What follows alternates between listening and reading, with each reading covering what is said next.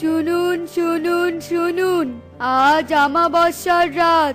আজ এই অমাবস্যার রাতে যদি কেউ ঘর থেকে বাইরে বের হয় তাহলে তার অনেক বড় ধরনের ক্ষতি হয়ে যেতে পারে।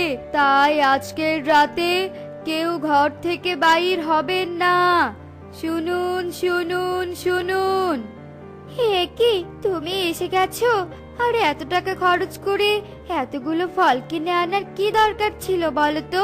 তোমার কাছে তো কিছু টাকা রেখে দিতে পারতে, কারণ বলা তো যায় না কখন কোন বিপদ চলে আসে। এইসব নিয়ে তোমাকে এত ভাবতে হবে না। এখন এই সবগুলো ফল তুমি খাবে, আর তুমি খেলেই তোমার গর্ভে থাকা আমাদের সন্তানরা সুস্থ থাকবে। আর শোনো, আজকে কেন জানি আমার শরীরটা ভালো লাগছে না, তাই আমি একটু বিশ্রাম নিব। এরপর টোনা বিশ্রাম নিতে চলে যায় আর টুনি ফল খেতে থাকে। এরপর দেখতে দেখতে রাত হয়ে যায়।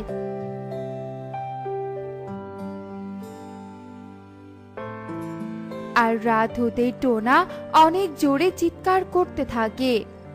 আহ, মরে গেলাম, বুকের ব্যথায় মরে গেলাম। টনি, টনি, বাঁচাও আমাকে, বাঁচাও। কি, তুমি এভাবে চিৎকার করছো কেন? কি হয়েছে তোমার? আমি মনে হয় আর বাঁচবো না টনি। আমার যে বুকের ব্যথাটা বেড়ে গেছে। তুমি আমাদের সন্তানদের দেখে রেখো টনি, দেখে রেখো। না টোনা, তোমার কিচ্ছু হবে না। আমি এক্ষুনি ডাক্তার নিয়ে আসছি, তুমি কোনো চিন্তা করো না। না টনি, তুমি বাইরে যেও না। আজকে যে অমাবস্যার রাত, তোমার যে অনেক বড় ক্ষতি হয়ে যাবে। হে সৃষ্টিকর্তা, তুমি আমার টুনিকে রক্ষা করো, রক্ষা করো।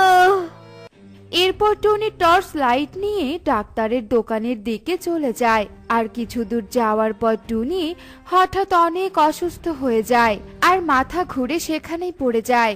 আর সাথে সাথেই তার হাতে থাকা টর্চ লাইটটা মাটিতে পড়ে যায়। হে কি, আমার মাথাটা এভাবে ঘুরছে কেন?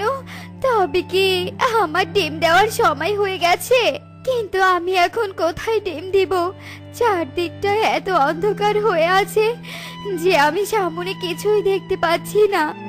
হে সৃষ্টিকর্তা, তুমি আমার ডিমদেরকে রক্ষা করো। এরপর টুনি তার পাশে থাকা খড়ের বাসার উপর দুটো ডিম দেয়। আর টুনি তার হাত দিয়ে যেই ডিম দুটো নিতে যায় অমনি সে তার টর্চটা খুঁজে পায়। আর টর্চটা জ্বালিয়ে যেই তার ডিমের দিকে তাকায় অমনি সেখানে 4টা ডিম দেখতে পায়। এ কি, আমি তো দুটো ডিম দিলাম, তাহলে এখানে 4টা ডিম এলো কোথা থেকে?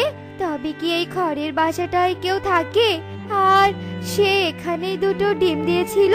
যাই বাবা, আমি আমার দুটো ডিম নিয়ে তাড়াতাড়ি এখান থেকে চলে যাই। এরপর টুনি তার 2 ডিম নিয়ে সেখান থেকে ডাক্তারের কাছে চলে যায়। আর এদিকে সেই খড়ের বাসাটায় একটা মা সাপ চলে আসে।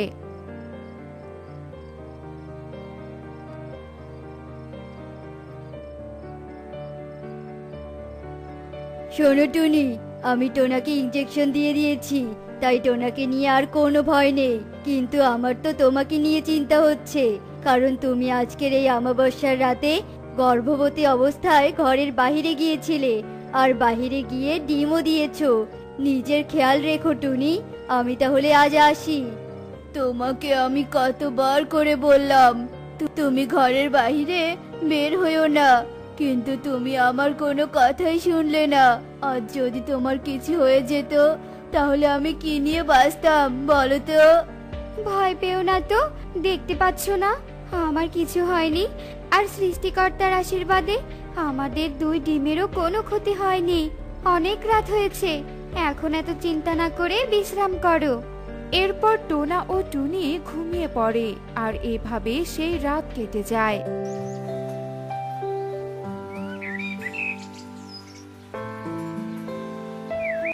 ওগো, আমাদের সন্তান এখন এই ডিম থেকে বাইরে বের হয়ে আসবে। আমার যে সন্তানের মুখ দেখার জন্য বুকটা ছটফট করছে গো। টোনার মুখ থেকে কথা শেষ হতে না হতেই ডিম ভেঙে দুটো সাপ ছানা বের হয়ে আসে। আর দুই ডিম থেকে দুই সাপ ছানা বের হতে দেখে টোনা ও টুনি অনেক ভয় পেয়ে যায়। এ কি সর্বনাশ হলো! আমার দুই ডিম থেকে কি না দুটো সাপছানা বের হয়ে এলো। এখন আমি এই পোড়া মুখ কাকে দেখাবো? আমি সেদিনই বুঝতে পেরেছিলাম যে আমাবাসার রাতে বাইরে বের হলে নিশ্চয় তোমার কোনো ক্ষতি হবে। এখন হলো তো, আমাদের এত বড় সর্বনাশটা হলো তো। বাবা, আমাদের খুব খিদে পেয়েছে, এখন আমাদেরকে গাভীর দুধ খেতে চাও। টুনি, টুনি, আজকে কেন জানি গাভীর দুধ নিতে যাসনি, তাই আমি নিজেই চলে এলাম। ওরে বাবা রে, সাপ সাপ! কি রে টুনি, তোরা দুজন ঘরের ভিতর সাপ নিয়ে কি করছিস? তোদের কি সাপ দেখে ভয় করে না নাকি? এরপর টুনি সুখীকে তার সাথে ঘটে যাওয়া সব কথা খুলে বলে। তুই আমাবাসার রাতে ঘর থেকে বাইরে যাওয়াটা একেবারে ভুল করে ফেলেছিস রে টুনি। তা এখন তুই তোদের এই সাপ কন্যাদের কি করবি? বনের কেউ দেখলে তো তোদের এই সাপ কন্যাদের মেরে ফেলবে। না, এ হতে পারে না। ওরা আমার সাপকন্যা হলেও যে আমি ওদের মা, আর মা হয়ে নিজের সন্তানদের মৃত্যু দেখবো কি করে বলো তো? আমি আমার সাপ সন্তানদের ঘরের ভেতর লুকিয়ে রেখে বড় করব। হ্যাঁ টুনি, তুমি ঠিক কথাই বলেছো। আর সুখী দিদি, আমাদের সাপকন্যাদের কথা তুমি যেন আর কাউকে বলো না। এরপর সুখী টুনিকে এক বালতি দুধ দিয়ে চলে যায়। আর টোনা ও টুনি তাদের সাপকন্যাদেরকে গাভীর দুধ খেতে দেয়। অন্যদিকে সুখী টুনির সাপকন্যাদের কথা মোড়ল বাবুকে গিয়ে বলে দেয়। কি বলছিস এসব? টুনি কিনা সব সন্তান জন্ম দিয়েছে, আর টুনির সব সন্তান আর একটু বড় হলে তো আমাদেরকে মেরে ফেলবে। না, এ হতে দেওয়া যাবে না। কালু, এই কালু! জি কর্তা বাবু। এক্ষুনি একটা লাঠি নিয়ে গিয়ে টুনির দুই সাপকন্যাকে মেরে ফেল। এরপর কালু মোড়ল বাবুর কথা মতো টুনির বাড়িতে চলে যায় আর টুনিকে গিয়ে সব কথা খুলে বলে। না কালু দাদা, তুমি আমার সাপকন্যাদের মেরো না। আমি আজ রাতে এদের জঙ্গলে রেখে আসব। ঠিক আছে, তবে যদি শুনি তুই আমাকে মিথ্যে কথা বলেছিস, তবে ওদের সাথে তোদেরও প্রাণ যাবে। এরপর দেখতে দেখতে রাত হয়ে যায়।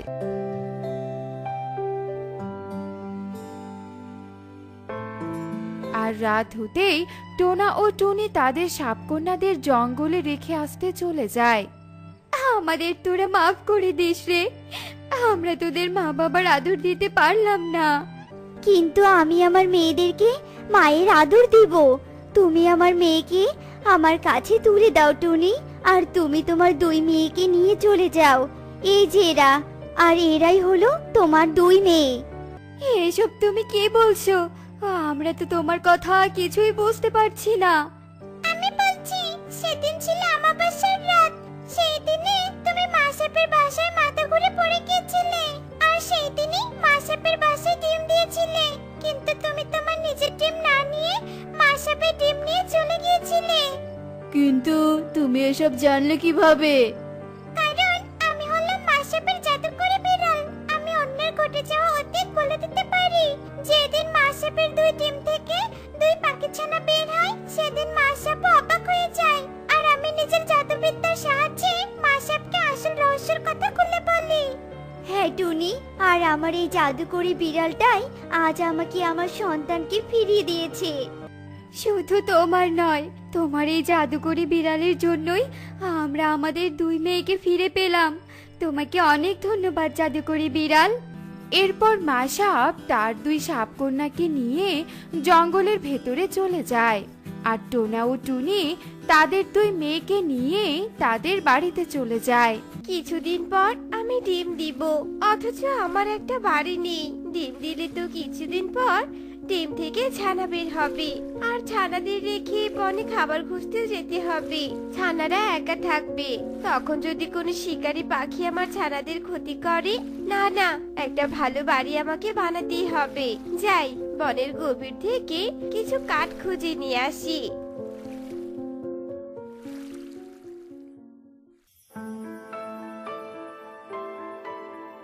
কাঠ তো পেলাম, এবার একটা ভালো শক্তপোক্ত গাছের ডাল খুঁজতে হবে। কোন গাছটা ভালো হবে, কোন গাছটা? টুনি এদিক ওদিক তাকিয়ে গাছ খুঁজতে থাকে, আর একটা বড় বট গাছ দেখে টুনি বলে, পেয়েছি, এই বড় বট গাছের ডালেই বাড়ি বানাবো। না, আর দেরি করে লাভ নেই, কাজে লেগে পড়ি। টুনি কাঠ দিয়ে বট গাছের ডালে বাড়ি বানাতে শুরু করে। অর্ধেক বাড়ি বানাতেই কাঠ শেষ হয়ে যায়। এই যা, কাঠ শেষ হয়ে গেল। আবারও বনের গভীরে যেতে হবে কাঠ খুঁজতে। চল টুনি চল, আর দেরি করিস না। টুনি কাঠ নিতে বনের গভীরের দিকে উঠতে থাকে, আর ঠিক তখনই টুনির অর্ধবাড়ি বানানোর সামনে যোগু কাকা আসে। কতদিন হলো আমি একটা নতুন ভালো বাড়ি বানাতে পারছি না, আর এই ছোট্ট টুনি একদিনে নতুন বাড়ি তৈরি করছে। ছোট্ট গরিব টুনি নতুন ঘরে থাকবে, আর আমি পুরনো ঘরে? না না, তা কিছুতেই হতে পারে না। আমি এক্ষুনি এই ঘরটা ভেঙে দিব। হ্যাঁ, হা হা হা, আমার নাম যোগু কাক। আমি কারো ভালো দেখতে পারি না, কারো নয়। যোগু ওখান থেকে চলে যায়। কিছুক্ষণ পর টুনি সামান্য কিছু কাঠ নিয়ে আসে, আর তার ভাঙা বাড়ি দেখে কাটতে থাকে। এ কি, আমার এই বাড়িটা এইভাবে ভেঙে গেল কি করে? আমি তো এক্ষুনি বানিয়ে গেলাম অর্ধেকটা। তবে কি কেউ ইচ্ছে করে আমার বাড়িটা ভেঙেছে? কে করেছে এমনটা আমার সাথে? ওই তো তোতা দাদা যাচ্ছি, যাই গিয়ে তাকে একটু জিজ্ঞাসা করি।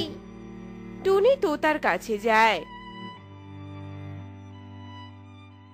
কি ব্যাপার রে টুনি, কি হয়েছে তোর? কাঁদছিস কেন? দাদা, আমি ওই গাছের ডালে অর্ধেক বাড়ি বানিয়েছিলাম কষ্ট করে। কাঠ শেষ হয়ে যাওয়ায় মনে আমি আবারও কাঠ আনতে গিয়েছিলাম, কিন্তু দেখো ফিরে এসে দেখি কে যেন আমার বাড়িটা ভেঙে ফেলেছে। দাদা, তুমি কি দেখেছো কে আমার বাড়িটা ভেঙেছে? আমি তো তোর বাড়ি ভাঙতে কাউকে দেখিনি বোন, কিন্তু যজ্ঞ কাককে ওখানে দাঁড়িয়ে থাকতে দেখেছি। আমি যাই, আমার অনেক কাজ আছে। তোতা চলে যায়, আর টুনি কাঁদতেই থাকে। না না, কেঁদে আর কি হবে? এখন আমাকে আবারও বাড়ি বানাতে হবে। বনে তো কোনো কাঠ নেই, যাই একটু ঘর খুঁজে নিয়ে আসি বড়।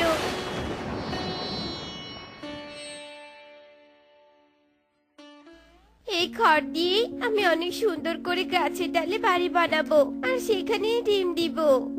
টুনি খড় দিয়ে বাড়ি বানানো শুরু করে, আর কিছুক্ষণের মধ্যেই টুনির খড়ের ঘর তৈরি হয়। আরে বাহ, বাড়িটা তো অনেক সুন্দর দেখতে হয়েছে। এখন আমার আর কোনো চিন্তা নেই। যাই, মিষ্টি ফল খুঁজে নিয়ে আসি। বাড়ি বানাতে বানাতে আমার ভীষণ ক্ষুধা লেগেছে। টুনি মিষ্টি ফল খুঁজতে বনের দিকে ওড়ে। যজ্ঞ আবার ওখানে আসে। আরে, এই ছোট্ট টুনি তো দেখি অনেক জেদি। একটা বাড়ি ভেঙেছে জন্য আরেকটা বাড়ি বানিয়েছে। কোনো ব্যাপার নয়, আমি ওর এই বাড়িটাও ভেঙে দিব। যজ্ঞ টুনির খড়ের বাড়িটাও ভেঙে দেয়, আর ওখান থেকে চলে যায়। এদিকে টুনি খাবার নিয়ে এসে তার ভাঙা বাড়ি দেখে কাঁদতে শুরু করে।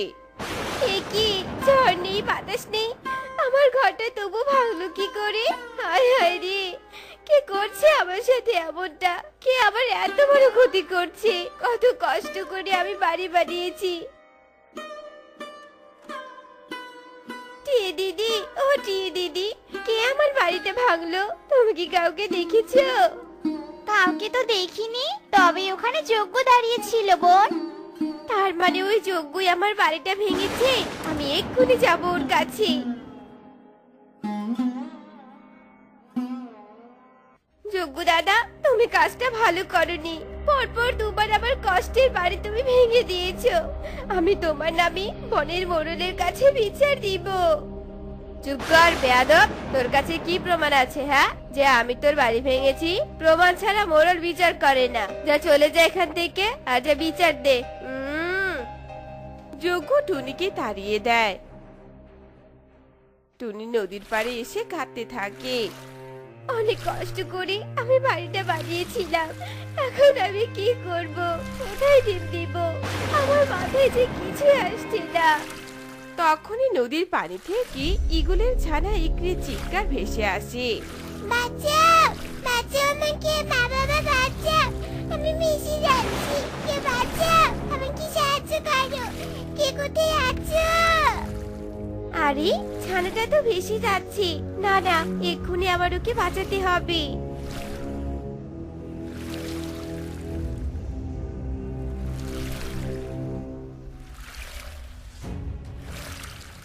মাসিমা, তোমাকে তোমাকে অনেক ধন্যবাদ, তুমি না থাকলে আজকে আমি মরে যেতাম জানো। তখনই ওখানে ঈগল আসে। এই টুনি, এই তুই আমার মেয়ের হাত এভাবে ধরে রেখেছিস কেন? আর আমার মেয়ের এই অবস্থা হলো কি করে? তুই নিশ্চয়ই ওর কিছু করেছিস, তাই না? আজ আমি তোকে ছাড়বো না। আরে রে বাবা, কে বলছে এসব? দাঁড়াও, টুনি মাসিকে তুমি বকো না। টুনি মাসি না থাকলে তুমি আর আজ আমাকে পেতে না বাবা। পেতাম না মানে কি? ইকরিমা, আমাকে সবটা খুলে বলতো। বাবা, আমি গাছের ডালে বসে বসে ফল খাচ্ছিলাম, হঠাৎ গাছের ডালে তার জামলা দিয়ে না পেরে আমি নদীতে ধপাস করে পড়ে যাই। আর আমি তো সাঁতার জানি না, তাই ডুবে যাচ্ছিলাম আর চিৎকার করছিলাম জানো। এই টুনি মাসি আমার চিৎকার শুনে আমাকে যা থেকে বাঁচিয়েছে বাবা। টুনি বোন, তুই আমাকে ক্ষমা করে দে, আমি বুঝতে না পেরে তোকে অপমান করেছি। তুই অনেক ভালো রে বোন, কিন্তু তোর চোখে পানি কেন? কি হয়েছে তোর বলতো? টুনি কাঁদতে কাঁদতে ঈগলকে সবটা খুলে বলে। চিন্তা করিস না, আমার দুটো বাড়ি, নদীর পাড়ে একটা, বনের গভীরে আরেকটা। বনের গভীরেরটাতে আমরা থাকি, আর তুই বরং নদীর পাড়েরটাতেই থাকতে পারবি। ইগো দাদা, আমি তোমার এই ঋণ কোনোদিনও পরিশোধ করতে পারবো না দাদা।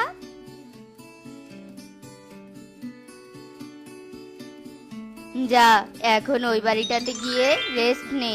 আর শোন, তোর কোনো বিপদ হলে আমাকে বলিস কিন্তু। টুনি ঈগলের বাড়িতে প্রবেশ করে আর ঈগল তার মেয়েকে নিয়ে বনের গভীরের দিকে উঠতে থাকে। টুনি অনেক সুখেই নদীর পাড়ে ঈগলের বাড়িতে বসবাস করতে থাকে।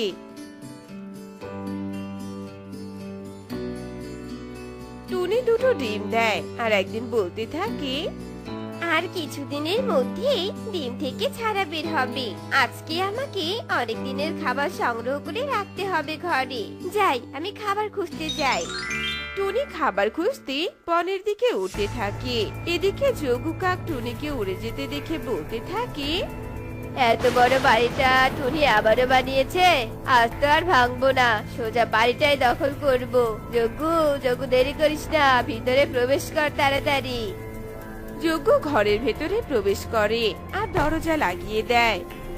কিছুক্ষণ পর টুনি ওখানে আসে। কি ব্যাপার যোগু দাদা, তুমি আমার বাড়ির ভেতরে প্রবেশ করেছো কেন? বেরিয়ে এসো বলছি, বেরিয়ে এসো। ভেতরে আমার দুটো ডিম আছে। কি হলো, কথা শুনতে পাচ্ছ না আমার? এই টুনি, আজ থেকে এই বাড়ি আমার। তোর ডিম নিয়ে তুই চলে যা বলছি। বেশি বিরক্ত করলে তোর ডিম দুটো ভেঙে ফেলবো। এতদিন আমার কষ্টের বাড়ি ভেঙে তোমার শান্তি হয়নি তাই না? দাঁড়াও দাঁড়াও, আমি আসছি এক্ষুনি। এরপর টুনি কাঁদতে কাঁদতে উড়ে গিয়ে ঈগলকে সবটা খুলে বলে। সব শুনে ঈগল অনেক রেগে যায়। তুই চল আমার সাথে টুনি, আজ ওই যজ্ঞকে দেখাবো মজা।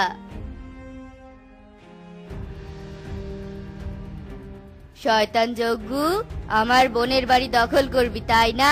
দাঁড়া।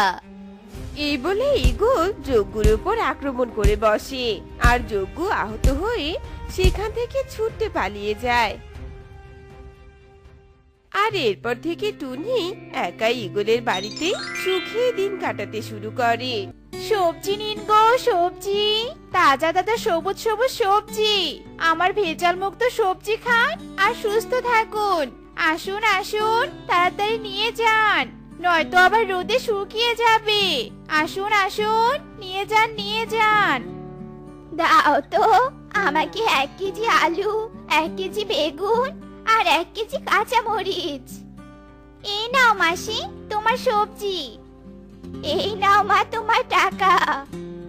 একে একে সবাই সুখী সব সবজিগুলো কিনে নেয়। এভাবেই দিনের পর দিন সুখী সবজি বিক্রি করতে থাকে। ওইদিকে রাজার প্রাসাদের রানী বলতে থাকে, মহারাজ, অনেকদিন থেকে কোনো সবজি ভোজ করা হয় না। এসব মাছ মাংস তেল চর্বি জাতীয় খাবার খেতে খেতে জিভের স্বাদ একেবারে আবার চলে গেছে মহারাজ। রানী, এখন যে সবজিতে ফরমালিন দেওয়া হয় তাতে কি তুমি স্বাদ খুঁজে পাবে বলো তো? একদম মনে হয় না পাবে। তুমি খোঁজ নিয়ে দেখো, যদি কোথাও কোনো ভালো সবজি পাও তা আমার জন্য আনার ব্যবস্থা করো, আর আমার আশাটা একটু পূরণ করো। আচ্ছা ঠিক আছে মহারানী, তোমাকে আর কোনো চিন্তা করতে হবে না। আমি খোঁজ নিয়ে তোমার জন্য সবজির ব্যবস্থা করছি। এই, কে কোথায় আছিস? এক্ষুনি খোঁজ লাগা কে সব থেকে ভালো সবজি বিক্রি করে, আর সেখান থেকে আমার রানীর জন্য সবজি নিয়ে আয়। যথাজ্ঞা মহারাজ। প্রহরী সবজির খোঁজে বেরিয়ে পড়ে, আর যেতে যেতে সে সুখীর কাছে যায়। সুখী পায়রা, আমাদের মহারানী সবজি ভোজ করবে বলে ব্যাকুল হয়ে আছে, তাই তুমি তাড়াতাড়ি ভালো ভালো সবজিগুলো নিয়ে প্রাসাদে চলে যাও। মহারানী আমার সবজি খাবে, এটা তো আমার জন্য সৌভাগ্য। আমি এক্ষুনি আমার সবজিগুলো নিয়ে আমি প্রাসাদে যাচ্ছি। সুখী পায়রার এক মুহূর্ত দেরি না করে সবজির ঝুড়ি নিয়ে প্রাসাদে চলে যায়। আর তাজা তাজা সবজি দেখে মহারানী মহা খুশি হয়। মহারাজ দেখুন, কত লোভনীয় সবজি। আমার তো এক্ষুনি জিভেতে জল চলে আসছে। আপনি এক্ষুনি সুখী পায়রাকে বকশিস দিন। এই নাও সুখী পায়রা, তোমার বকশিস।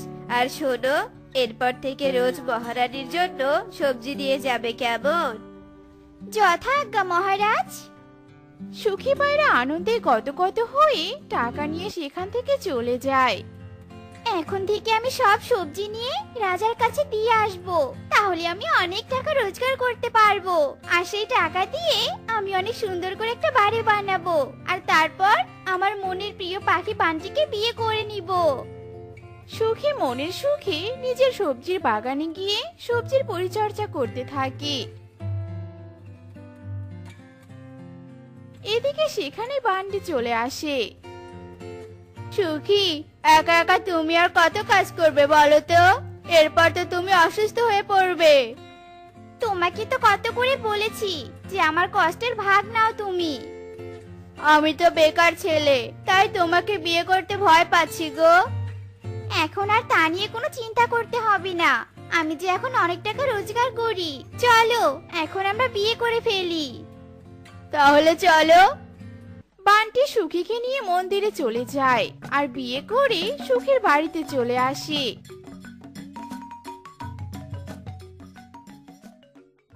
আর দুজনে অনেক সুখে দিন কাটাতে থাকে।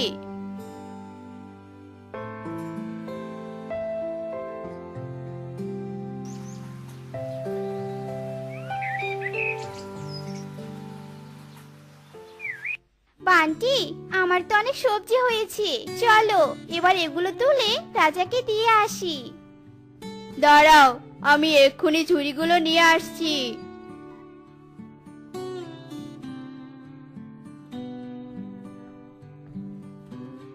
এরপর দুজনে মিলে সব সবজি ঝুড়িতে তুলে রাজার কাছে যায়।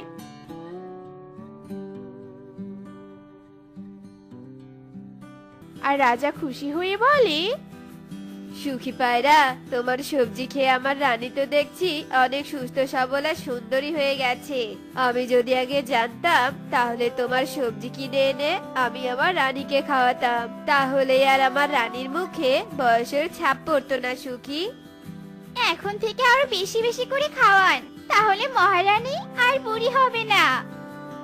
আচ্ছা আচ্ছা ঠিক আছে, এই যে নাও তোমার বকশিস। মহারাজের জয় হোক, মহারাজের জয় হোক। সুখী পায়রা আর বান্টি মহা খুশিতে নিজেদের বাড়িতে ফিরে আসে।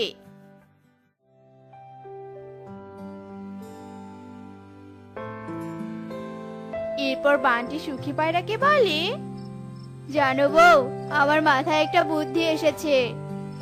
বলো তো দেখি কি এমন বুদ্ধি? এরপর বান্টি সুখীর কানে কানে বুদ্ধিগুলো খুলে বলে, আর তা শুনে সুখীও খুশি হয়। তাহলে তুমি এক্ষুনি বাজারে যাও আর সবকিছু কিনে নিয়ে এসো।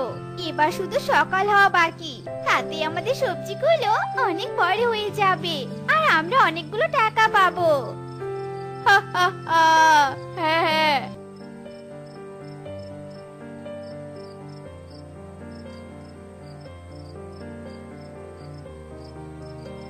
এরপর দুজনে মিলে বাড়িতে ফিরে যায় আর ঘুমিয়ে পড়ে। এদিকে দেখতে দেখতে সকাল হয়ে আসে।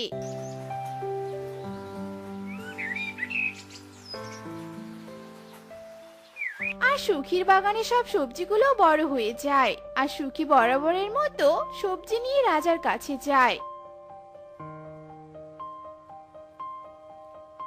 আর সব সবজি দিয়ে চলে আসে।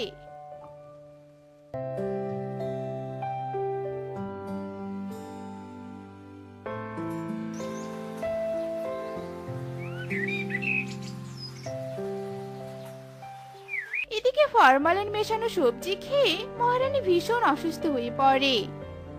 এ কি, আমার মহারানীর হঠাৎ কি হলো? এ তো কাল অবধি ভালোই ছিল, তাহলে আজ হঠাৎ এমন অসুস্থ হলো কেন?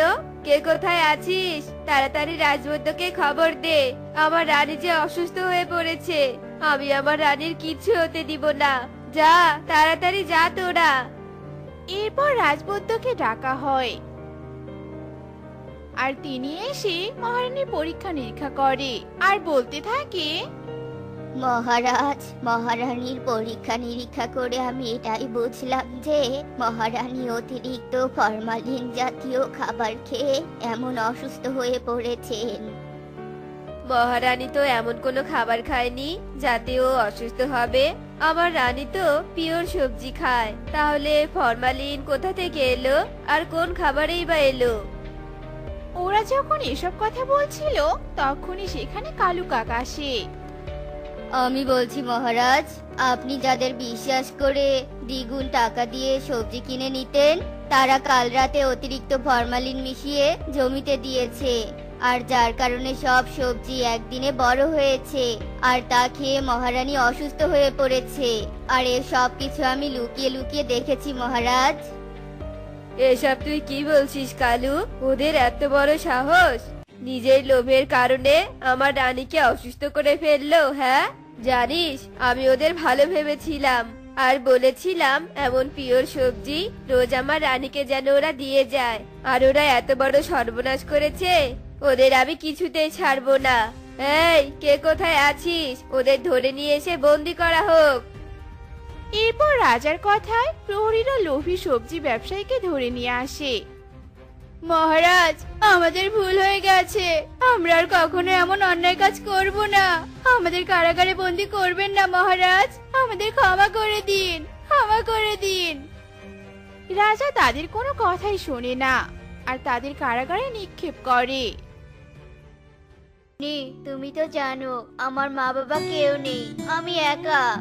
টোনা, আমি জানি তুমি কি বলতে চাচ্ছ। তোমার যেমন মা বাবা নেই, ঠিক তেমনই আমারও বাবা নেই। আজ থেকে আমরা দুজন দুজনার। টুনি, আমাকে ছেড়ে যেও না, সারা জীবন আমার সাথে থেকো। অনেক হয়েছে টোনা, আমার ভীষণ ক্ষুধা লেগেছে, এবার আমাকে কিছু মুলা খেতে দাও। মুলা খাবে মানে? মুলা খাবো মানে মুলা খাবো, আমার নেশা উঠেছে। যাও তাড়াতাড়ি মুলা নিয়ে এসো। টুনির মুলা খাওয়ার কথা শুনে টুনি ভীষণ অবাক হয় আর টুনির দিকে তাকিয়ে থাকে। এখনো দাঁড়িয়ে আছো? দূর, তোমাকে দিয়ে কিছুই হবে না। আমি যাচ্ছি রান্না করে মুলা খেতে।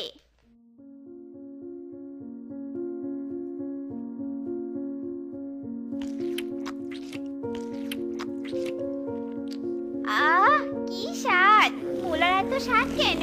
সব খাবো, আমি সব মুলা খাবো। ওরে বাবা রে, এখন মুলা খেকো বউ আমার কপালে জুটলো। এদিকে পাচ্ছে আর ওদিকে খাচ্ছে। টুনি, রাখো রাখো, মুলা রাখো, আর খেতে হবে না। আরে আরে, আমার হাত থেকে মুলা কেড়ে নিচ্ছ কেন? সরে যাও আর আমাকে মুলা খেতে দাও। তা বলছি, আমার মুলা খাওয়া শেষ হলে আমি একাই ঘরে যাব। তুমি যাও তো। টোনা টুনিকে মুলা খাওয়া থেকে আটকাতে না পেরে ঘরে চলে আসে। আর এদিকে টুনি মুলা খেতে থাকে। মুলা খাওয়া শেষে টুনি ঘরে চলে আসে। টুনিকে দেখে টোনা বলতে থাকে, টুনি, এমন করে মুলা খেতে নেই। এভাবে মুলা খেলে তোমার পেটে সমস্যা হবে। কাল থেকে আর মুলা খাবে না, কেমন? সে পরে দেখা যাবে। এখন আমার খুব ঘুম পেয়েছে, চলো ঘুমিয়ে পড়ি। এভাবেই বেশ কিছুদিন কেটে যায়।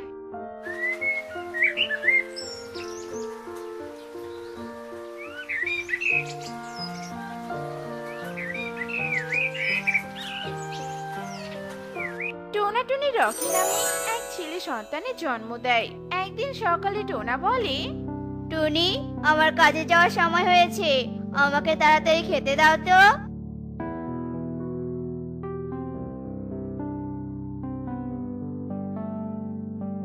এই যে, এটা হচ্ছে মুলার ডাল, আর এটা হচ্ছে মুলার ভাজি, আর এটা হচ্ছে মুলার ভর্তা। নাও নাও, এবার খাওয়া শুরু করো তো। রোজ রোজ তোমার এই মুলার তরকারি খেতে খেতে আমার পুরো শরীর মুলা হতে ধরেছে। তোমার এই মুলা খাওয়ার জেদ আমি আর নিতে পারছি না। তুমি হয় আমার সংসার ছাড়বে, আর নয়তো মুলা খাওয়া। টোনা, বলে লাভ হবে না, আমি মুলা খাওয়া ছাড়তে পারবো না। মুলা খাওয়া ছাড়তে পারবে না যখন, তখন চলে যাও আমার বাড়ি থেকে। বেরিয়ে যাও, এক্ষুনি বেরিয়ে যাও। আমি তোমাকে আর দেখতে চাই না। তোমার মতো মুলা খেকো বউ আমার আর লাগবে না। টোনা, তুমি এসব কি বলছো? আমার একটা ছোট ছেলে আছে। ছেলে আছে আমিও জানি, তুমি ওই ছেলেকে নিয়ে চলে যাও। আমি তোমার মুখ আর দেখতে চাই না। টোনা, আমি তোমার প্রিয়জন ছিলাম, সামান্য একটা কারণে তুমি আমাকে দূরে ঠেলে দিচ্ছ। বুঝেছি, তুমি সোজা কথায় যাবে না। একা থাকবো, তবু আর কখনো মুলা খাবো না। চলে যাও বলছি। টোনা টুনিকে আর ছোট্ট রকিকে তাড়িয়ে দেয়। টুনি রকিকে নিয়ে বনের গভীরের দিকে উঠতে থাকে আর কাঁদতে থাকে। টোনা ছাড়া জি এই পৃথিবীতে আমার কেউ নেই। এবার আমি কোথায় যাব, কি করব, কিভাবে এই ছোট্ট ছানাকে আমি বড় করে তুলবো? হায় সৃষ্টিকর্তা, কেন তুমি সবার জীবনে সুখের পর দুঃখ দাও? টোনা আমাকে আর একটা সুযোগ দিতে পারতো। মুলা খাওয়ার জন্য টোনা আমাকে তাড়িয়েছে ওর জীবন থেকে। আজ থেকে আমি আর মুলা খাবো না। আমি নিজের জীবন বাজি রেখে হলেও আমার ছেলেকে বড় করব, একজন আদর্শ পাখি হিসেবে গড়ে তুলবো। চল বাবা, আমরা আর পিছন ফিরে তাকাবো না, আমরা অন্য বনে চলে যাব। টুনি রকিকে নিয়ে অন্য বনে চলে আসে। টুনি অনেক কষ্টে কাঠ জোগাড় করে আর একটা সাধারণ ঘর তৈরি করে। ঘর তো বানালাম, এবার এই বনে আমাকে ছোট্ট একটা কাজ খুঁজতে হবে। কাজ পেলে রকিকে স্কুলে ভর্তি করাবো। মা মা, আমার এই বনে থাকতে আর ভালো লাগছে না। চলো মা, পাপার কাছে ফিরে যাই। না রে বাবা, আমরা আর ওই বনে ফিরবো না। তোর বাবা আমাদেরকে তাড়িয়ে দিয়েছে। আজ থেকে তোর বাবা আমাদের কাছে মৃত। আমি তোর বাবা, আমি তোর মা। যে নিজের স্ত্রী সন্তানের ভুল সংশোধনের সুযোগ দেয় না, সে আমাদের কেউ না। কেঁদো না মা, কেঁদো না। আমি আর বাবার কথা বলবো না। তোমার চোখের পানি আমার সহ্য হয় না মা, সহ্য হয় না। আমার সোনা বাবা, আমি আশীর্বাদ করি তুই অনেক বড় হ। আচ্ছা শোন বাবা, আমি বনে কাজ খুঁজতে যাচ্ছি, তুই ঘরে থাকবি কিন্তু।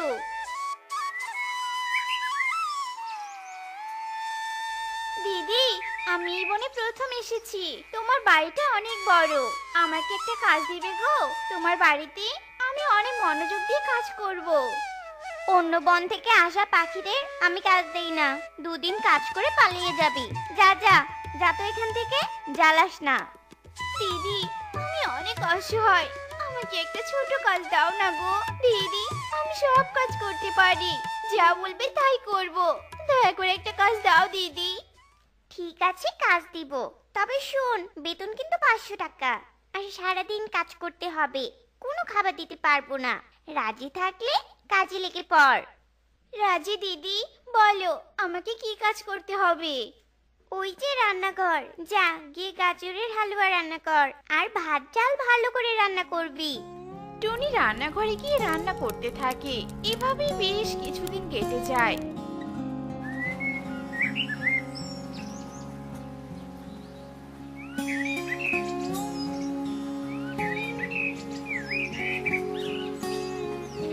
টুনি তার ছেলেকে স্কুলে ভর্তি করায়। টুনি খেয়ে না খেয়ে অনেক কষ্টে তার ছেলেকে বড় করতে থাকে।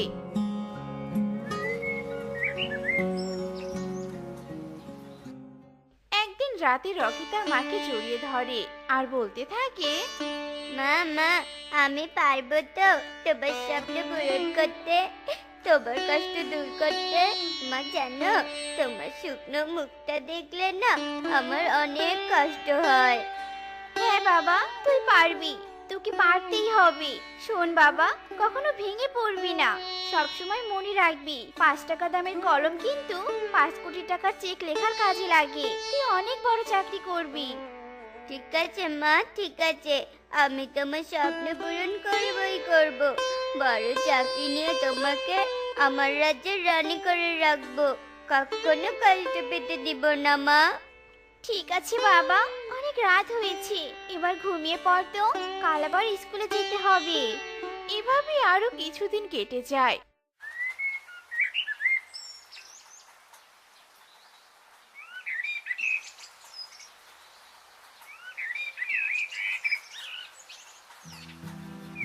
রকি একদিন একটা কাগজ হাতে নিয়ে কণিকার বাড়িতে টুনির কাছে আসে।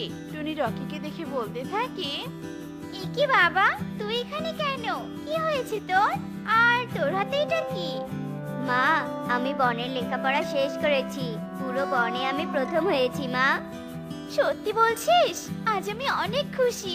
আমার ছেলে এবার শহরে যাবে পড়ালেখা করার জন্য। অনেক বড় চাকরি করবি তুই বাবা। হ্যাঁ মা, হ্যাঁ, আমি আমার মায়ের স্বপ্ন পূরণ করব। বাবা যা, এবার বাড়িতে ফিরে যা, আমি কাজ শেষ করে আসছি।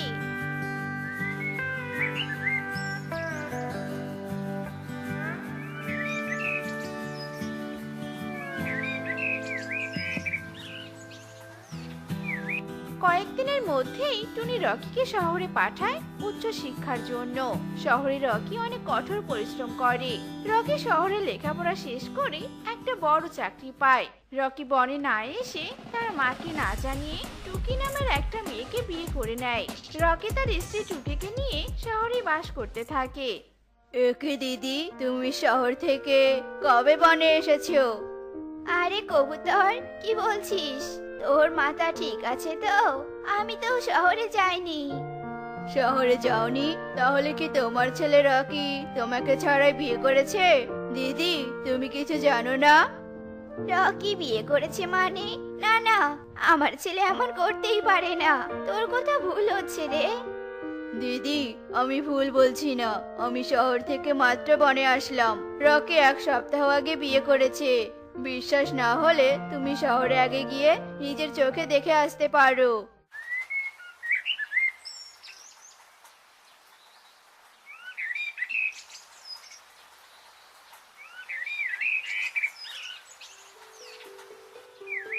পরের দিন টুনি শহরে রকির বাড়িতে চলে আসে। রকি টুনিকে দেখে খুশি হয়। মা, তুমি এসেছো? এসো এসো, ভিতরে এসো মা, তোমার জন্য একটা সুখবর আছে। মা, মা আমি বিয়ে করেছি। আমাকে আমাকে ক্ষমা করে দিও মা, ব্যস্ততার জন্য তোমাকে জানাতে পারিনি। দাঁড়াও মা, তোমার বৌমাকে ডাকছি। টুকি, টুকি, এদিকে এসো।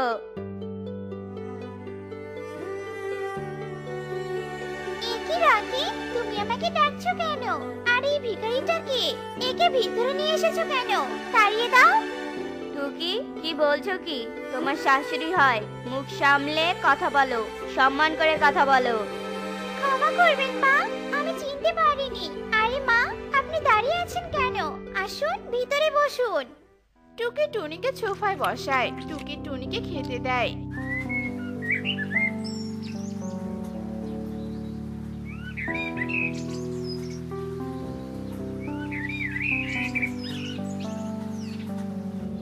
পরের দিন যখন রকি কাজে যায়, ঠিক তখনই টুকি তার ঘরে মনে মনে বলে, এই নোংরা বুড়িকে আমার বাড়ি থেকে তাড়াতেই হবে। ওই বুড়ির জন্য রকি আমাকে বকেছে।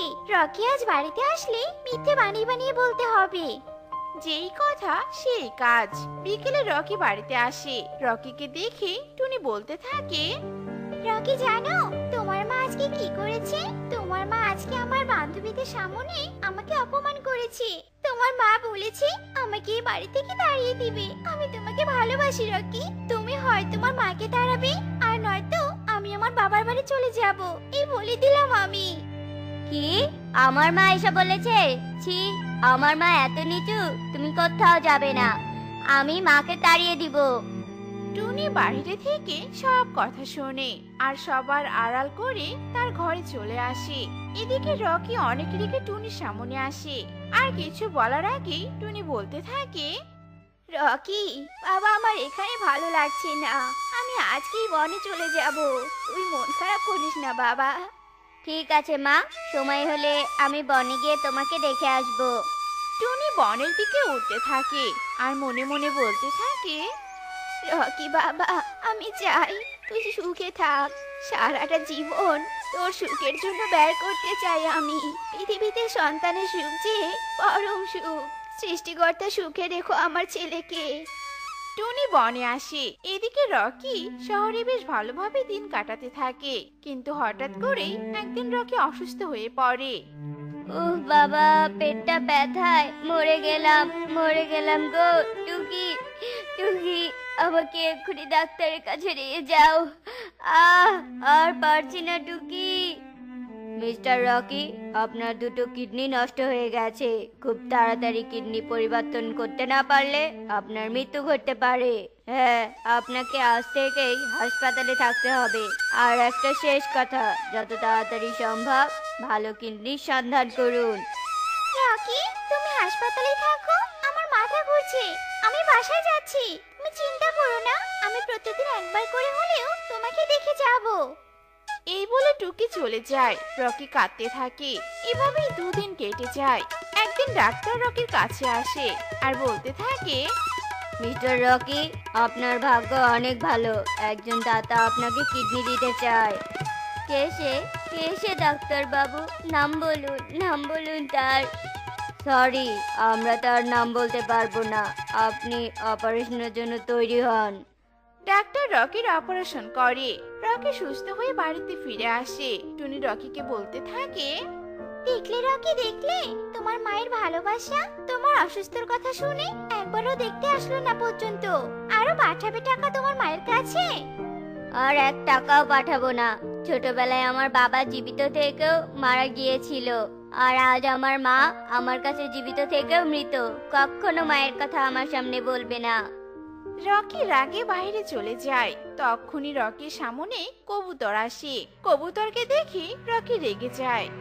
কবুতর কাকা, আমার সামনে এসেছেন, বেশ ভালো কথা। তবে শুনুন, আমার মায়ের কথা বলবেন না। আজ থেকে আমার মা নেই। কেন রে, তোর মা নেই কেন? আমি অসুস্থ থাকায় যে মা আমায় একবারও দেখতে আসে না, সে কখনো আমার মা হতে পারে না।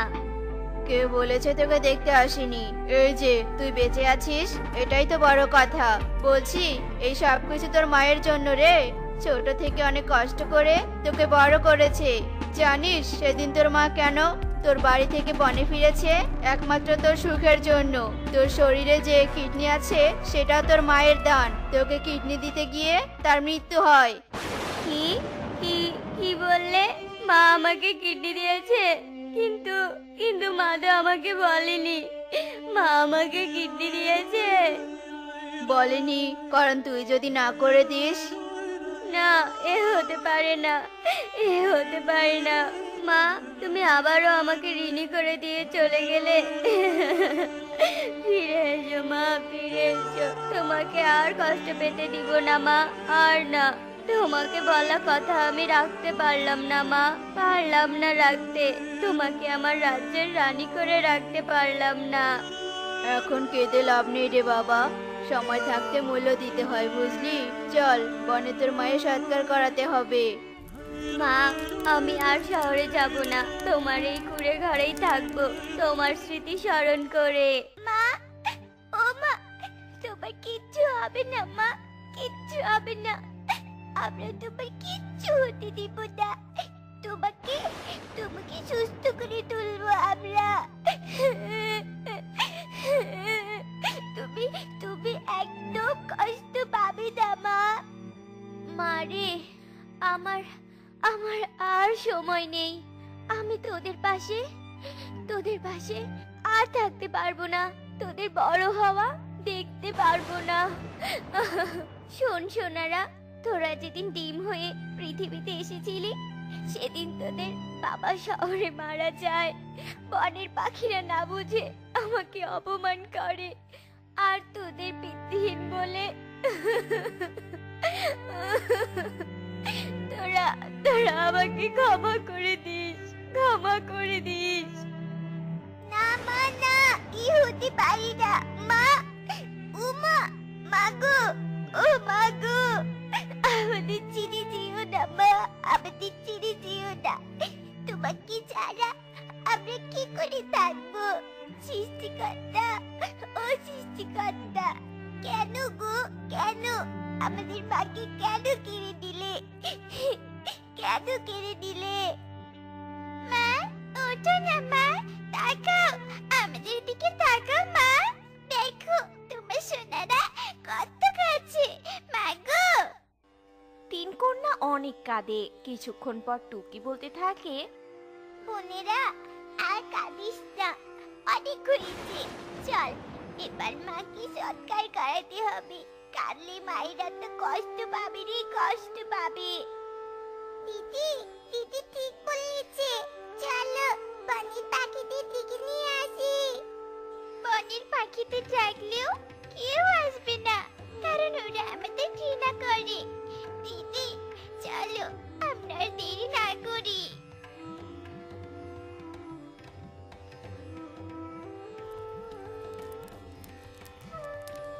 দিদি, ও দিদি, আমার না অনেক ক্ষুধা লেগেছে। কাল থেকে আমি কিছুতে খাইনি। আমাকে আমাকে কিছু খেতে দাও না দিদি।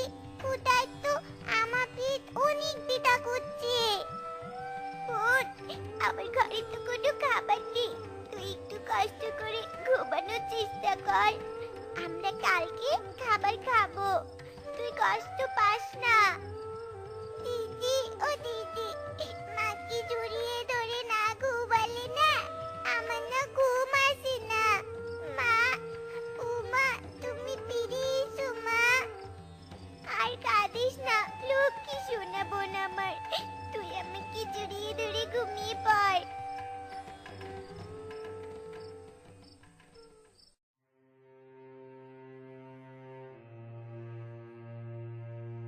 মাসি, ও মাসি, আমাদের মা না কালকে মারা গেছে। আমরা না অনেক ক্ষুধার্ত। দয়া করে আমাদের কিছু খেতে দাও। আমাদের ঘরে না কোনো খাবার নেই। দয়া করো মাসি। এক অলক্ষী মরেছে, বাকি অলক্ষীর জ্বালা বেড়েছে। তোদের মতো অলক্ষীকে খাবার দিয়ে আমি কখনোই খাবারের অপমান করব না। বের হয়ে যা বলছে আমার বাড়ি থেকে। মাসি, এমন করো না, দয়া করো। আমরা মামারা মেয়ে, আমাদের খাবার দিলে তোমার পাপ হবে না, বরং আর পুণ্য হবে মাসি। তোরা আমাকে জ্ঞান দিচ্ছিস? অলক্ষী কাঙালি, দাঁড়া, তোদের দেখাচ্ছি মজা আমি।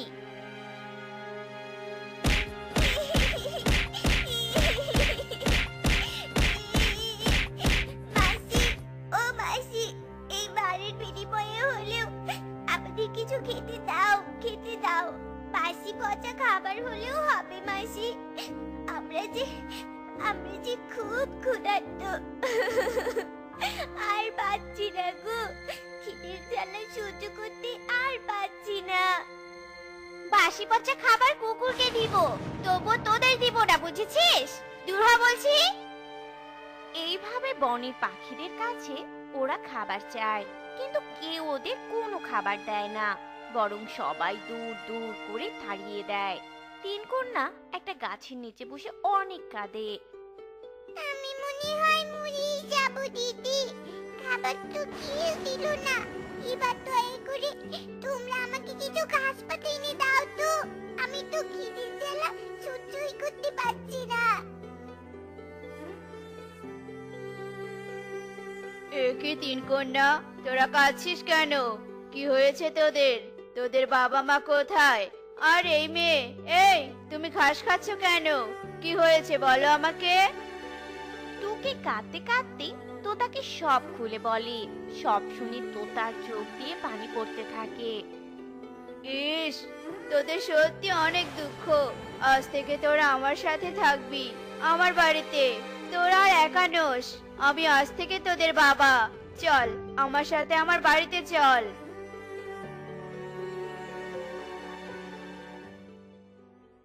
তোরা বস রে মা, আমি তোদের খাবার দিচ্ছি।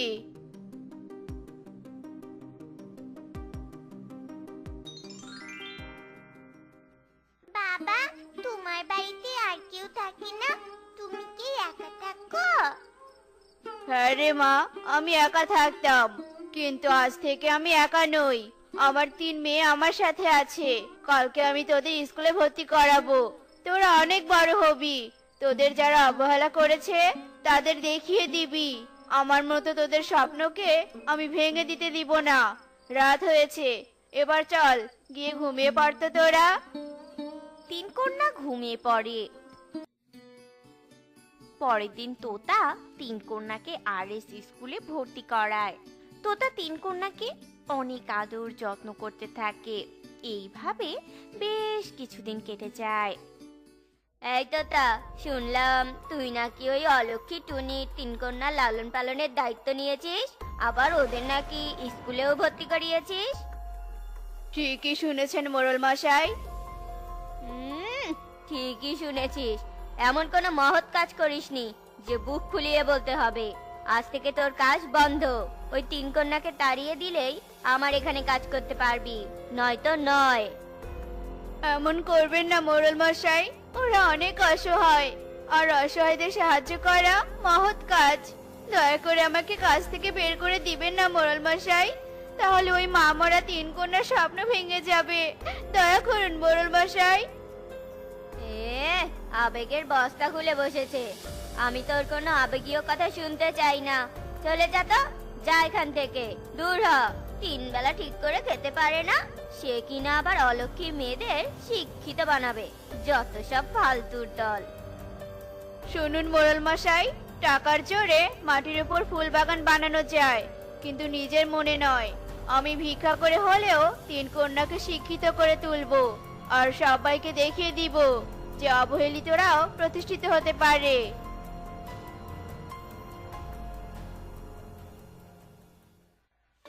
কি বাবা, তুমি আজকে এত তাড়াতাড়ি চলে এলে যে? তুমি কি অসুস্থ নাকি? বাবা, ও বাবা, তোমাকে তোমাকে এমন দেখাচ্ছে কেন? কি হয়েছে বলো আমাদের। বাবা, কেন তুমি আমাদের জন্য এত কষ্ট করছো? বাবা, আমরা চাই না তুমি আমাদের জন্য অপমানিত হও। আমরা চলে যাব, অনেক দূরে চলে যাব। তোরা কোথাও যাবি না, তোরা আমার কাছেই থাকবি। একটা কথা সব সময় মনে রাখবি, দুঃখের দিন বেশি দিন থাকে না। যা, তোরা গিয়ে পড়তে বস তো। টুকি, টুনটুন, টিং টিং, তাড়াতাড়ি ব্যাগ নিয়ে আয়, স্কুলের দেরি হয়ে যাচ্ছে তো। তোদের স্কুলে পৌঁছে দিয়ে আমি আবার কাজ খুঁজতে বের হব। কই রে?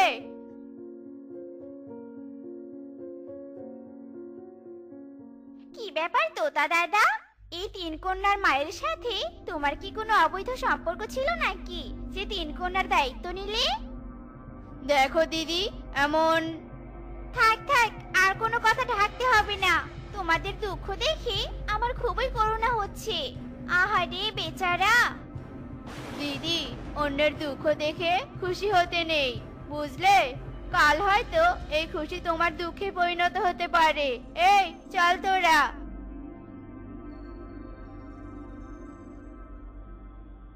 বাবা, ও বাবা, একটা কথা বলো তো, তুমি কেন আমাদের এত শিক্ষিত করতে চাইছো গো? বলো না বাবা, কেন? আমিও তোদের মতো অসহায় ছিলাম। লেখাপড়া করে বড় চাকরি করার স্বপ্ন ছিল আমার, কিন্তু আমার স্বপ্ন পূরণ হয়নি এই সমাজের স্বার্থপর পাখিদের জন্য। তাই আমি চাই তোরা আমার সেই অপূর্ণ স্বপ্নটা পূরণ কর। পারবি রে মা আমার স্বপ্নটা পূরণ করতে? পারবি না আমার কষ্ট দূর করে দিতে? বল তোরা পারবি কি? পারবো বাবা, অবশ্যই পারবো। তোমার জন্য হলেও আমাদের পড়তে হবে, কিন্তু তুমি আর কেঁদো না বাবা। তোরা কিন্তু মনোযোগ দিয়ে পড়বি। আর শোন, পড়তে পড়তে যদি কখনো মনে হয় যে তোরা লক্ষ্যে পৌঁছাতে পারছিস না, তবে তোরা চেষ্টা পরিবর্তন করবি, কিন্তু লক্ষ্য নয়। যা আমার সোনারা, যা স্কুলে যা।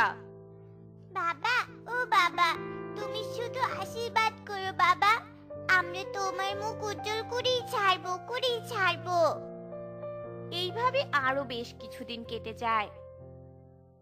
তোতা চায়ের দোকানে কাজ করে নিজে না খেয়ে তার 3 কন্যাকে খাওয়ায়।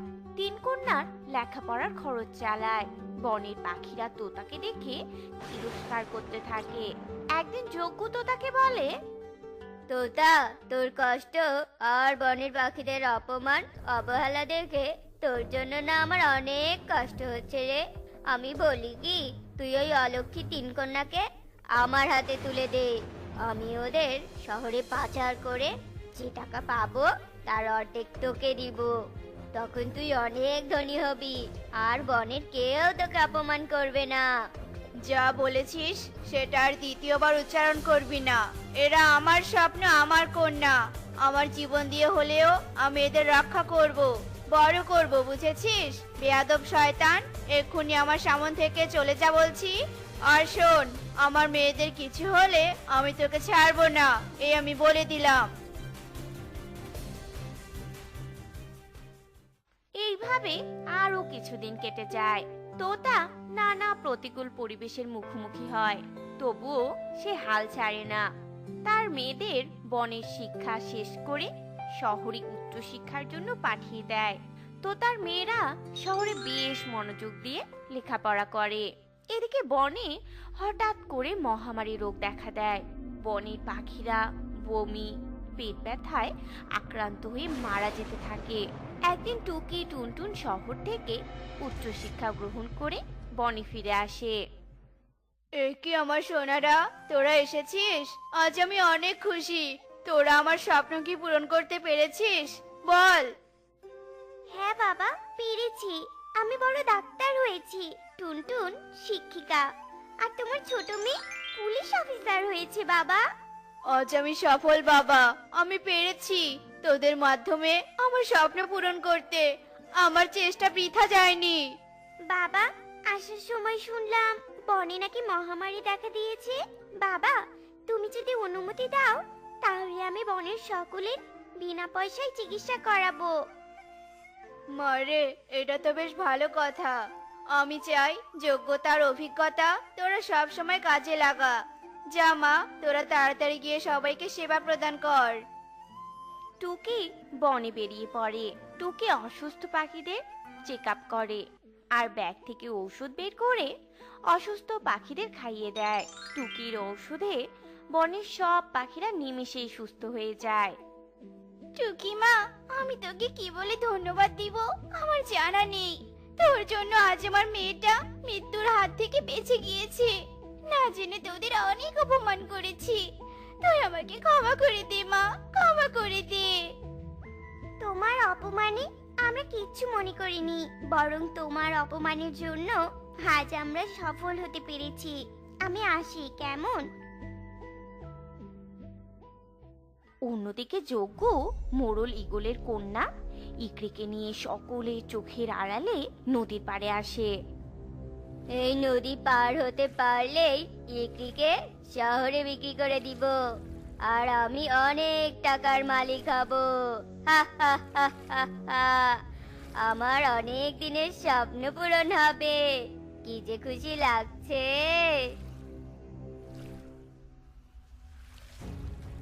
এই যে কিডন্যাপার যজ্ঞ, আমি তোমার সব কথা শুনেছি। আমি থাকতে তুমি ইকরির কিচ্ছু করতে পারবে না। টিং টিং, পুলিশ, আজকে ছেড়ে দে মা, ছেড়ে দে। শাস্তি দিস না। আমি এমন কাজ বাপের জন্মেও করব না রে। তোমাকে আমি শাস্তি দিব না, তোমাকে শাস্তি দিবে মোড়ল মশাই। চলো মোড়ল মশাইয়ের বাড়িতে চলো। টিং টিং যজ্ঞকে নিয়ে মোড়ল মশাইয়ের বাড়িতে আসে। টিং টিং মোড়লকে সব কথা খুলে বলে। ততক্ষণে পুরো বনে যজ্ঞর কথা ছড়িয়ে পড়ে। তোতা টুকি সহ সবাই মোড়লের বাড়িতে আসে। যজ্ঞ, তুই অনেক বড় অপরাধ করেছিস, তোকে জেলে অবশ্যই যেতে হবে। টিং টিং মা, তুই আমার অনেক বড় উপকার করেছিস রে মা। তোর এই ঋণ কোনো দিন শোধ করতে পারবো না। তোতা ভাই, আমাকে ক্ষমা করে দে রে, ক্ষমা করে দে। আমি এতদিন অন্ধকারে ছিলাম, কিন্তু আজ আমি আলোর দিশা পেয়েছি। আমি এতদিনে বুঝেছি সফল হতে শুধু টাকা পয়সাকে বোঝায় না। আমাকে আমাকে ক্ষমা করে দিস তোরা। আমি কখনো আর কাউকে অবহেলা করব না রে। দাদা, তুমি ভুল বুঝতে পেরেছো, আর আমার মেয়েরা এই বনের উপকার করতে পেরেছে, এতেই অনেক। দাদা, এবার আসি আমরা। এরপর সবাই যে যার বাসায় চলে যায়। রহিমপুর বনে অনেক পাখি বসবাস। ওই বনে যজ্ঞ কাকার তার স্ত্রী কণিকা কাকু বাস করত। যজ্ঞ কাক ছিল জেলে। যজ্ঞ কাক নদীতে মাছ মেরে তা বাজারে বিক্রি করে কোনো রকম তার সংসার চালাতো। একদিন সকালবেলা যজ্ঞ কাক কণিকাকে বলতে থাকে, কণিকা বউ, কোথায় গেলে? জলদি আমার জাল আর দুপুরের খাবার নিয়ে আসো তো, দেরি হয়ে যাচ্ছে যে। এতক্ষণে মনে হয় সবাই নদীতে মাছ ধরা শুরু করেছে।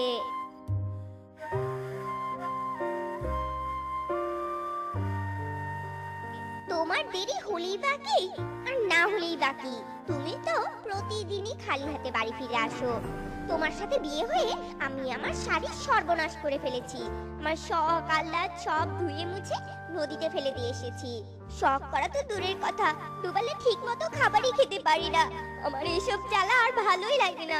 কবে যে আমি বনবাসে চলে যাব।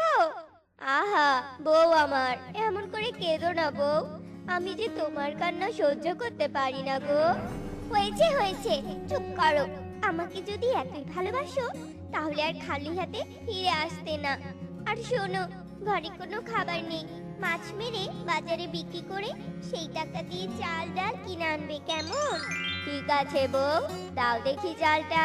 কথা বলতে বলতে অনেকটা দেরি হয়ে গেল। চলি তবে, সাবধানে থাকবে। এই বলে যজ্ঞ জাল আর দুপুরের খাবার নিয়ে নদীতে মাছ ধরতে যায়। যজ্ঞ কাক নদীতে গিয়ে মাছ ধরার জন্য জাল ফেলে, কিন্তু যজ্ঞ কাকের জালে কোনো মাছ ওঠে না। এই দেখে কবুতর যজ্ঞ কাককে বলতে থাকে, যজ্ঞ, তোকে দিয়ে এই মাছ ধরা হবে না। তোর যা শরীর, তাতে তোকে ভিক্ষুক ভিক্ষুক বেশি মানায়। তাই আমি বলি কি, এই কষ্টদায়ক পেশা বাদ দিয়ে ভিক্ষাবৃত্তি বেছে নে। দাদা, এসব কি বলছো? তুমি কিন্তু তোমার কথা দিয়ে আমাকে অপমান করছো।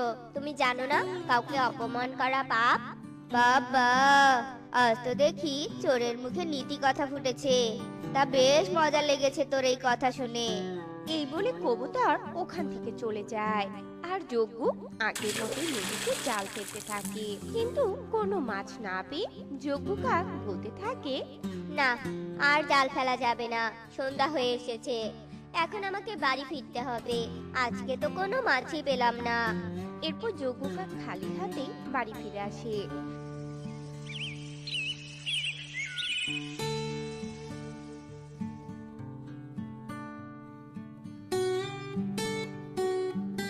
যজ্ঞ কাককে খালি হাতে দেখে কণিকা বলতে থাকে, কি ব্যাপার কি? হ্যাঁ, খালি হাতে যে দেখছি, তা চাল ডাল কোথায় শুনি? গিন্নি, কি যে বলবো, খালি হাতে আসবো না তো কি করব?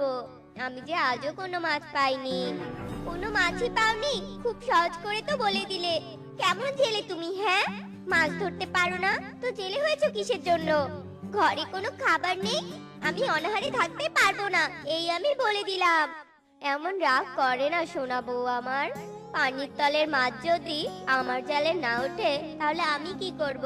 সেটা তো মাছের দোষ, আমার কি কোনো দোষ আছে? আমার জালে মাছ ওঠে না। কেন যে ওঠে না সেটা মাছই ভালো জানে। মাছকে গিয়ে জিজ্ঞেস করো। মাছ তুলতে পারো না আর অজুহাত দিচ্ছ? তুমি কি করবে না করবে আমি কিচ্ছু জানি না। আমি এটা জানি, আমি অনাহারে থাকতে পারবো না মানে পারবো না। যাও তাড়াতাড়ি আমার জন্য খাবার নিয়ে আসো। আমি আর না খেয়ে থাকতে পারবো না, এক মুহূর্তও থাকবো না। এই এত রাতে আমি খাবার কোথায় পাবো তুমি বলো বউ? রাত তো হয়েই গেছে। লক্ষ্মী বউ আমার, সোনা বউ, চলো না আমরা ঘুমিয়ে পড়ি। কাল সকালে উঠেই দেখবে আমি অনেক খাবার এনে রেখেছি তোমার জন্য। তখন পেট পুড়ে খেও বউ। লক্ষ্মী বউ আমার, আমার কথা শোনো। কণিকা যজ্ঞ কাকের কোনো কথাই শুনলো না। তাই বাধ্য হয়ে যজ্ঞ কাক কবুতরের কাছ থেকে কিছু টাকা ধার নিয়ে কণিকার জন্য খাবার কিনে নিয়ে আসে। এইভাবে বেশ কিছুদিন কেটে যায়। একদিন যজ্ঞ কাক জাল নিয়ে নদীর দিকে যেই না রওনা দেবে, ঠিক তখনই কণিকা বলে ওঠে, দাঁড়াও, জাল নিয়ে কোথায় যাচ্ছ? কেন তুমি জানো না নদীতে যাচ্ছি? প্রতিদিন যেই নদীতে যাই, আজকের পর থেকে তুমি আর ওই নদীতে যাবে না। তুমি অন্য জায়গায় যাবে। অন্য জায়গায় যাব মানে? নদী তো আমাদের বনে একটাই, আর তো কোনো নদী নেই। কোথায় তবে মাছ ধরতে যাব? আজ থেকে তুমি উত্তরের পাশে যে পুকুরটা আছে ওই পুকুরে মাছ ধরতে যাবে। কি বলছো কি? উত্তরের পুকুর? ওই পুকুর তো একটা অভিশপ্ত পুকুর। ওই পুকুরে কেউ ভয়ে মাছ ধরতে যায় না। আর ওই পুকুরে মাছ ধরতে যদি কেউ যায়ও, কেউ আর ফিরে আসে না। এসব ফালতু কথা।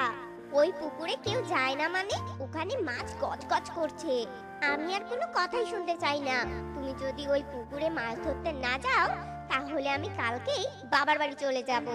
বাবা মা যে কি দেখে তোমার সাথে আমার বিয়ে দিয়েছিল, তোমার সাথে বিয়ে হয়ে আমার জীবনটা তেজপাতা হয়ে গেছে।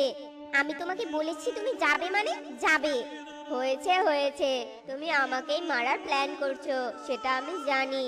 এবার চুপ করো, আমি ওই অভিশপ্ত নদীতেই যাচ্ছি। এই বলে যজ্ঞ কাক উত্তরের অভিশপ্ত নদীতে যায়। নদীতে জাল ফেলে। প্রথম কয়েকবার যজ্ঞ কাকের জাল খালেই উঠে আসে। হায় হায়, গিনি যে বলেছিল এতে মাছ কিচকিচ করছে, কিন্তু আমার তো এখন মনে হচ্ছে এতে কোনো মাছই নেই। এই পুকুর আসলেই অভিশপ্ত। এবারই শেষ। এবার মাছ না উঠলে বাড়ি চলে যাব। এই বলে যজ্ঞ কাক আবার নদীতে জাল ফেলে। এবার জালে একটা বড় মাছ ওঠে। বড় মাছ দেখে যজ্ঞ কাক অনেক খুশি হয়, আর সেই বড় মাছটা নিয়ে বাজারে যায়। বাজারে মাছ নিয়ে যেতে যজ্ঞ কাকের খুশি ফুরিয়ে যায়। কবুতর যজ্ঞ কাকের কাছে এসে বলতে থাকে, এই তোর সাহস কি করে হলো অভিশপ্ত নদীর অভিশপ্ত মাছ নিয়ে বাজারে আসার? এই অভিশপ্ত মাছ বনের পাখিদের কাছে বিক্রি করে পাখিদের ক্ষতি করতে চাস, তাই না? আরে কবুতর, না না, আমি এইসব কখনোই ভাবিনি। ভাবিসনি ভালো কথা, তবে এই মাছ এখানে বিক্রি করা হবে না। এক্ষুনি মাছ নিয়ে চলে যা, নইলে বনের সবাইকে ডেকে গণধোলাই দিব তোকে। না না, কাউকে ডেকো না, আমি যাচ্ছি মাছ নিয়ে। এই বলে যজ্ঞ মাছ নিয়ে তার বাড়ির দিকে রওনা দেয় আর বলতে থাকে, কত খুশি ছিলাম মাছ বিক্রি হবে, কিন্তু আমার খুশিটা মাটি হয়ে গেল। বাড়ি গেলে গিন্নি আবারও চিৎকার চেঁচামেচি করবে। ঈশ্বর, আমার কপালে কি একটুও সুখ নেই। এসব বলতে বলতে যজ্ঞ বাড়িতে পৌঁছে যায়। কণিকা যজ্ঞ কাকের হাতে শুধু একটা মাছ দেখে রেগে যায় আর বলতে থাকে, তোমার দ্বারা কিচ্ছু হবে না। কেন যে তোমার মতো অকর্মার ঢেকিকে বিয়ে করেছিলাম। তোমাকে বিয়ে না করে যদি অন্যকে বিয়ে করতাম তাও ভালো হতো। ভিখারিকে বিয়ে করাও ভালো ছিল। ঘরে চাল ডাল কিচ্ছু নেই, আর উনি শুধু মাছ নিয়ে এসেছে। আজ তোমাকে শুধু মাছ সিদ্ধ করে খাওয়াবো। দাও মাছ দাও। কণিকা যজ্ঞ কাকের কাছ থেকে মাছটা নিয়ে কাটতে চলে যায়। আর কণিকা মাছটা খেতে অবাক হয়ে যায়, কারণ মাছের পেটে যে সোনার ডিম ছিল। এ কি? মাছের পেটে সোনার ডিম? কি গো, কোথায় গেলে? এদিকে এসো। এই দেখো, মাছের পেট থেকে সোনার ডিম বেরিয়ে এসেছে।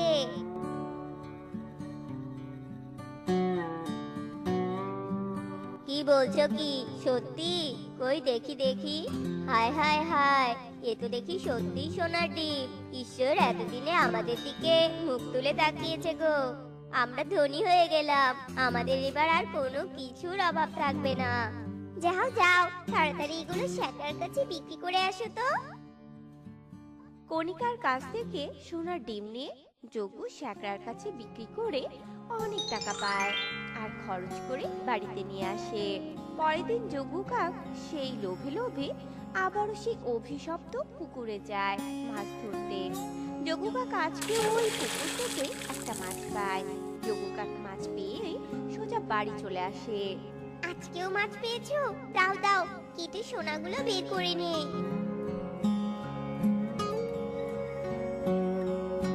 এরপর কণিকা মাছটা নিয়ে যেই না কাটে তখনই মাছের ভেতর থেকে সোনার ডিমের পরিবর্তে একটা টুনি কন্যা বেরিয়ে আসে। এই দেখে যজ্ঞ কাকার কণিকা দুজনই অনেক অবাক হয়ে যায়। এ কি, মাছের পেটে টুনি কন্যা? যজ্ঞ, আমি স্বপ্ন দেখছি না তো? আমার তো বিশ্বাসই হচ্ছে না। আহ কণিকা, নাটক করো না তো। সোনার ডিম পাওয়ার খুশিটা আমার মাটি করে দিল এই মাছের পেটের টুনি কন্যা। নাও নাও, এই কন্যাটাকে দূরে কোথাও ফেলে দিয়ে আসো তো। দেখতেই মন চাচ্ছে না একে। সোনার ডিম তো পেলামই না, একটা টুনি কন্যা আসলো। তুমি কি সত্যি পাগল হয়ে গেলে নাকি? এই টুনি কন্যা সোনার রানী হতে পারে। চলো, আমরা এর কাছে সোনা চাই। এই টুনি কন্যা, এই, আমাদেরকে অনেক সোনা দানা দাও তো। হ্যাঁ হ্যাঁ, আমাদের এত বেশি সোনা দাও যাতে আমরা পৃথিবীর সবচেয়ে ধনী হতে পারি। এই, সোনা না দিয়ে দাঁড়িয়ে আছিস কেন? হ্যাঁ, জলদি করে সোনা দে, নইলে তোকে এই দা দিয়ে না মেরে ফেলবো, কেটে টুকরো টুকরো করে নদীতে ভেসে দেবো। দে সোনা। কণিকার কথা শুনে মাছের পেটের টুনি কন্যা তার মুখ দিয়ে সোনা ঝরাতে থাকে। এই দেখে কণিকা আর যজ্ঞ বলতে থাকে, আরো আরো সোনা চাই, আরো অনেক অনেক সোনা চাই। সোনা ঝরতে ঝরতে এক পর্যায়ে যজ্ঞ কাকার কণিকা সোনার ভেতর তলিয়ে যায় আর তাদের দম বন্ধ হয়ে যেতে থাকে। এবার থামো, আমাদের আর সোনা চাই না। তোমার সোনা তুমি ফিরিয়ে নাও দয়া করে, আমরা যে নিঃশ্বাস নিতে পাচ্ছি না। এই টুনি কন্যা, ফিরিয়ে নাও সোনা, বাঁচাও আমাদের। আমরা বাঁচতে চাই। আমরা তোমাকে যেমন মাছের পেট থেকে বের করেছি, ঠিক তেমন আমাদেরও এই সোনা থেকে বের করো দয়া করে। নিঃশ্বাস নিঃশ্বাস বন্ধ হয়ে যাচ্ছে। এই কথা শুনে টুনি কন্যা সব সোনা ফিরিয়ে নেয় আর মুহূর্তেই একটা পরীর রূপ ধরে বলতে থাকে, তোরা আমাকে মাছের পেট থেকে বের করেছিস জন্য আমি তোদের বাঁচালাম। আসলে আমি একটা পরী। আমাকে একটা দুষ্ট তান্ত্রিক মাছের পেটে বন্দি করে রেখেছিল। তোদেরকে ধন্যবাদ। তবে তোরা আর কখনো লোভ করবি না। আমি তোদের কিছু পুরস্কার দিতে চাই। এই বলে পরে ওদের অনেকগুলো স্বর্ণমুদ্রা দিয়ে চলে যায় আর ওরা অনেক সুখে শান্তিতে দিন কাটাতে থাকে। এরপর থেকে তারা আর কখনো লোভ করেনি। তো বন্ধুরা, আমাদের আজকের গল্পটি তোমাদের কাছে কেমন লেগেছে তা কমেন্টে জানাতে ভুলো না কিন্তু।